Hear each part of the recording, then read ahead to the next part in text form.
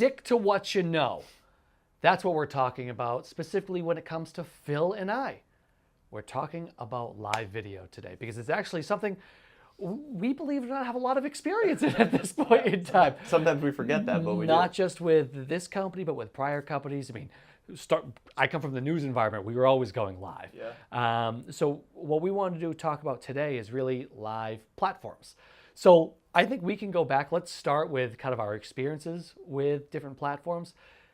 I want to start, you and I, where we first kind of met, we were working with Livestream in particular. And I was in front of the camera more, but you were kind of dealing with Livestream hands-on. So first, let's talk about Livestream. Give me your thoughts on Livestream. What you like, what you didn't. Yeah, absolutely. I mean, well, they've been around for a really long time, relative to some of these other platforms in this space. And they're really, in my mind, one of the best for in a lot of different ways. You can do complete white label streams. You can do password protected. The analytics are good. There's a lot to like about Livestream. They have a good support system. They have good software, and you can embed it in your own site. It's like really the option for if you really want to go full out white label, completely. Well, let's just say who would down. you say who benefits from Livestream? Right, and it's different today, which is where we are now than it was probably like 5 years ago. 6, yeah. So today I would say it's really for the people who are really, really, really serious about privacy and keeping things locked down and making sure that it's completely white label, which is something that as we get into these other platforms, you're not going to be able to get.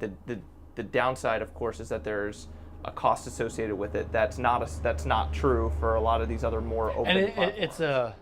It's a decent size cost at some point. If you scale up, if you're a content creator that's doing a lot of stuff, if you want to take advantage of all those features we just everything they did, it can get pricey really quick. So I mean, not just like a couple $1,000s. I mean, for a full year, you're paying a pretty penny for something like that. Right, but that's what differentiates. You're paying for the features that differentiate a little bit too. So it's for really like enterprise, locked down, white label, serious content creators, in my opinion. Yeah. But then you move into, and there's, like I said, 5 years ago, it was a little bit different because there weren't as many options as there are now. And before we started filming, we rattled off 4 or 5 different options for going live, right? So what's your favorite platform to go live on? Today? Personally today, so I'm twofold with it. I like Facebook and I like YouTube. Yeah. So from a very technical standpoint, I like YouTube because I feel like it just has a little bit more options. The big thing with YouTube in particular is the backup stream. So today, the day that we're filming this was literally the day I just posted up a picture about having a backup stream of backup encoder. And the one thing that I think YouTube does that a lot of the other platforms don't do, which I can't speak for Livestream or Ustream even right now, but I know some of the other, Facebook, they don't have a backup stream. So I'm actually putting 2 encoders going at the exact same time. One's going to the main stream, one's going to the backup stream. With YouTube, we've tested it that it's streaming live from the main. I can turn off the main encoder. Literally hit it with a hammer if I want to. I didn't test it with a broken hammer because that would cost. You just unplugged it, I think. Yeah, I just hit that off button. So you can turn it off, but because the backup stream is going at the exact same bit rate, that's the big thing. Make sure your video bit rate and your audio bit rate are going at the exact same on both encoders. It picks up right where it left off.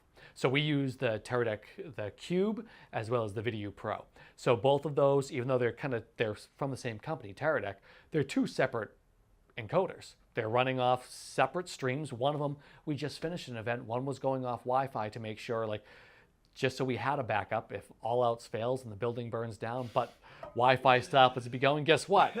People are running up, but we're still streaming.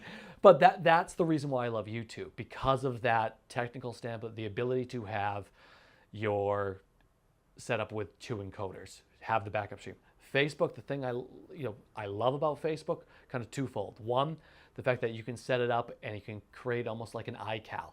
So what I mean by that is if I set up an event for 3 days from now, people will see 5 Tool Productions and Tyler Pyron set up an event for 3 days from now. Do you want to schedule this? And you can say, yep, follow this. So they get a notification when we actually do go live. And secondarily, it has the option to basically create an iCal and add this to your phone. So that's one of the parts, just the updates and the notification part. That way people can see it. You're more apt to have someone stumble upon it. The other part about live that I like is the fact that people listen to the live videos more. So I will mention in a different podcast that we have seen people aren't listening to the videos nearly as much. The one there's, I think the stat was 88% of the time people aren't watching the videos. They aren't listening to the videos. Right. They're just watching. They're not turning sound They're not on, turning yeah. sound on. That number, the percentage of people who are watching with sound for live videos on Facebook is a lot higher than it is for non-live videos. Yeah, exactly. So to me, it just says, all right, well, if I'm on Facebook, I want to engage my community, I want people to hear me, go live. Right. Go live on Facebook. And it can be me with a phone. It can be me highly produced, right? That's the point I was going to make, actually. And YouTube. So you talked about kind of the technical aspects of YouTube, and you go into like the live control room, and you've got these kind of it's kind of intimidating. There's a lot going on. There's a lot to it, right? And you kind of we're close right here. There's a lot to it. That's not necessarily so. Anytime you want to stream out with like a fully produced switched stream like we do sometimes. There's an extra level to it that doesn't exist if you just want to go live from your phone. Yeah. Even just with your phone, though, as of summer 2017, you can't just like launch a YouTube account and then go live from your phone. They're rolling it out that you can, but that doesn't exist as of summer 2017 for just every YouTube account. You have to have a certain number of subscribers, a certain amount of activity. Facebook, if you have an account, you can go live. Go live. From your phone right now. YouTube, you can go live, but you can't go live from your phone unless you meet certain criteria. And of course, that's bound to change. But Facebook really, don't underestimate how much of a trailblazer they were in the live space and why why it's been such a big deal for them to have it. For anybody, any of their 2 billion users to be able to go live from their phone, no matter the size of their account, that's a differentiator for them. Well, too, I mean, we talk about live so much. If you listen to me, I'm kind of the geek, and I listen to Zuckerberg's State of the State and you hear about their quarterly earnings, and you watch their stock jump up $40 last time. It's just kind of crazy. But what he just always harps on video, live video, the fact that they're starting to try to pay content creators to be on there, to focus on live video as well. And you can't help but think that they're soon going to be a player in the sports world. Where Twitter, we haven't even talked about Twitter yet, or we haven't talked about Instagram yet. And Amazon, Amazon's all these players, different for creators, but I mean, they're going to get NFL rights now, so it's exactly. They're a player in the live space too. They're all putting more emphasis on live, and they all want creators to be there to create, so that they have more opportunity for advertising. Right? Yeah, Twitter is an interesting one that you mentioned, and basically, I agree with you. From the standpoint of a brand, I think YouTube is a really great kind of middle ground. You can lock it down from a privacy standpoint if you want to. You can kind of have a middle of the road privacy standpoint. You can embed it on a website. Why don't we talk about that? I mean, instead of going a little vague, why don't we can actually go into it, because we just came off of a shoot of how we set it up. So like we've typically done it middle of the road, basic unlisted essentially, link, where that was embedded on someone's internal page, and they shared out that internal page. And because it was their employees, they knew it wasn't necessarily going to be shared at all. However, this time, because this company in particular has gone all Google, they're in the actual G Suite, that they have said, nope, we're not even going to send out an external link. We're going to send them directly to YouTube. We both kind of talk about, well, what do you think about that we did this last time? It ended up being really smooth. It was a really great experience, actually, and I think it was smooth for the people watching. So as you mentioned, we had a client who was doing an internal live stream of an all-company meeting, and they're on the G Suite, and they were able to send out a link to their employees. That was a private link, and when you got there, there was an authentication page, and all they have to do is log in with their work credentials. X email, right? It could have been at Dunkin' Donuts email. I'm looking out the window. That's why I said Dunkin' Donuts right now. But no, you just put in your work credentials, and it's a login process that all the people who work there are used to. Yeah. So the barrier to entry for them to get on is really low, and it's that's one of the goals. So the privacy element is there. But because they're on the G Suite, they're able to log in and authenticate in the same way they would for anything else.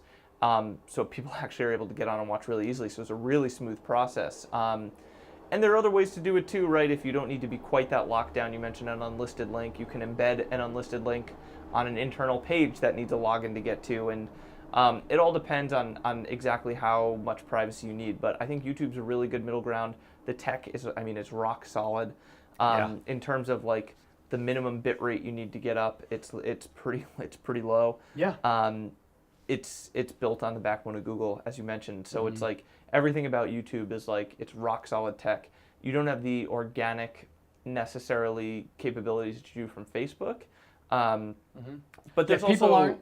So if you're public, they are. Depends on your subscriber base too. yeah, and if your subscribers are subscribed to get an email when you go live, you know, I have that on a few clients, and sometimes I don't even think they realize that people have that because they might be going For unlisted test, as test, and you see test 1 2 3 as the description, like I got a notification for this. What's going on right now? Something to be careful you about, have of course. to let them know. But so we're kind of going really heavy tech right now. What about on the flip side? So we talked about Facebook. We didn't really mention, say, Instagram. Right. And you just shared an article with me the other day about Instagram being able to go kind of face-to-face kind of conversation and stream that and invite someone else to join the conversation. It's crazy, man, and we love Instagram, right? Yeah. For 5tool, and we don't have a huge following or anything, but we just it's love hyper the fact engaged that, first of all. Totally. And this is a big part. And they're rolling out like new features every day. It feels like at least once a week or once a month. It feels like Instagram rolls out a new feature. And at first it was like they were copying Snapchat, right? And then finally they kind of like rolled out enough features that they were equal to Snapchat.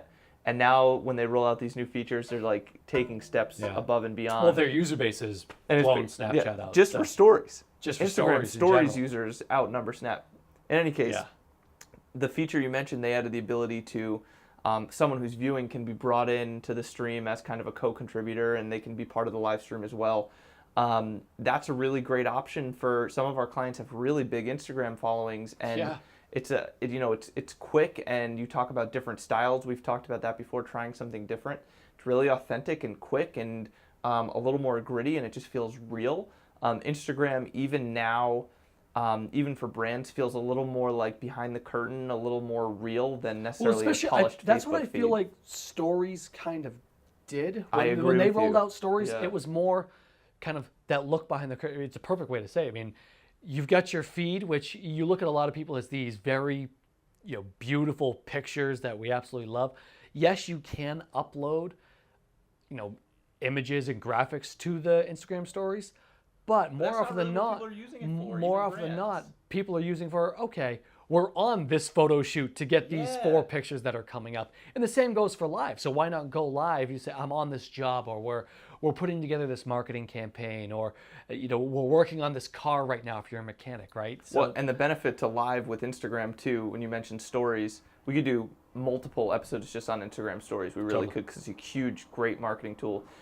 If you go live on Instagram now, it'll stay in people's stories feed for 24 hours, just like a story would. Yep. Right, so that live broadcast actually gets a little bit of an archive bump for your followers as well, which is, that's a huge benefit too, depending on how big your following is. It's a great way to do it. And for me personally, for Instagram now, when they added stories, it's a way for, your feed is like your curated photos, like the ones that you take the time to do a little bit more post-production, a little more editing on. But stories is just like your day-to-day, your life. If you're like going on vacation, you might put up 5 or 6 posts to stories a day, even if you only do 1 to your actual feed. So the same can be applied to a brand, right? Like you said, the post that goes up into the feed is the one that is kind of like curated, but the stories, people are expecting that authenticity, and the same goes for live. It's the raw, uncut, behind-the-scenes look at exactly what you're doing that's being documented, right? It's the voyeur in all of us, right? It's being able to see, what did they say? I forget what the thing is, but with Dunkin' Donuts, because I'm looking at it right now. Dunkin' Donuts is a great not example. A sponsor. No, not a sponsor. That would be great. Hey, Dunkin' Donuts. That would be great. Help us out. But seriously, they would, to show, hey, yes, here's these beautiful donuts, but what goes into making them? Sure. Well, what's waking and up the at 4 employee a.m. features and getting stuff, things sure. in there? It's cool. And, it's a little bit different. So the bottom line is there's a broad spectrum of options and content delivery networks on which you can go live. And kind of along that path, there's a lot of different, it all comes down to audience and goals and budget and everything else, kind of playing to where you're going to land.